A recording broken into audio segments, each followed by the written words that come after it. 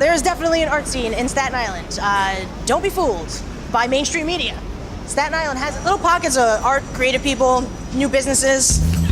Say your name and title and I'll do mine. Hi, I'm Elizabeth Bennett, the Executive Director at Staten Island Arts. And I'm Jenna Mimoso, Deputy Director. And today we're going to be taking you on a tour of some of our favorite locations and businesses on the North Shore of Staten Island. Highlighting the connection between art, commerce, and culture. Here we are at Everything Goes Book Cafe, where literally everything goes. You can find music, you can find art, you can find food, you can find it all here at Everything Goes. This place is like the closest to New Orleans in New York. They've made their own library here, people donate books, and they're educating the community around them, which is very important. And now I'm in my living room here at ETG. I think I'm gonna buy this one. I think I found a winner.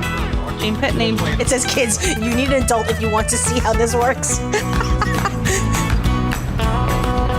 So welcome to Staten Island Makerspace. This is a place that's at the intersection of old traditions and new artistic practices, and it's a place where everybody can find everyone else in the Staten Island art community. Emily, can you tell us a little bit about the Makerspace members who are operating their own small businesses out of Makerspace? Michael Ardito, he runs a company called Hometown Type, and he restores and resells typewriters. So it's kind of magical in a way. I've noticed that his space has grown. Yes. And I hope that that's because his business is growing. Yeah, absolutely. So he is actually one of the last typewriter repair shops in New York. Wow. And he's right here in Makerspace. Here we are, Flagship Brewery, the renaissance of brew culture on Staten Island. The way this place looks now has a lot to do with how the community wanted it to be. A lot of the stuff you see like this flag those are by people that just hang out here. They just did that one day, you know? There's an art scene here. He just said it, we're here, we're all here.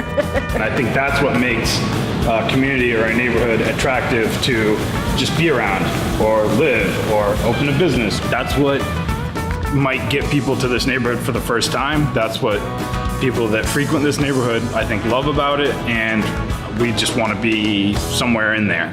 Hi, Julia. How are you? Oh, Julia. Hello. Hi. Oh my God, Julia looks amazing. Thank you. It goes all the way to the back, so if you, so. You did such a beautiful job setting this up. Am I spelling Jasmine?